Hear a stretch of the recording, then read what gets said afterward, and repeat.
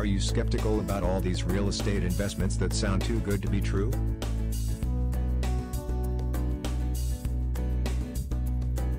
Consumer Cooperative Group today announced its pre-IPO real estate investment opportunities for the average retail investor.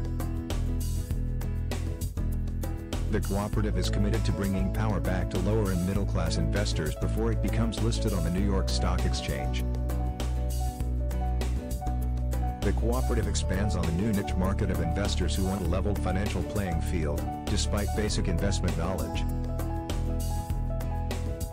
The cooperative will be the first in history to attempt to have 75% or more non-accredited investors for its real estate investment startup. As the name suggests, the key to its success is through the cooperative, pooling funds and sharing resources to generate passive income. Each investment will be exchanged for restricted equity stock from turnkey multifamily real estate complexes within the United States.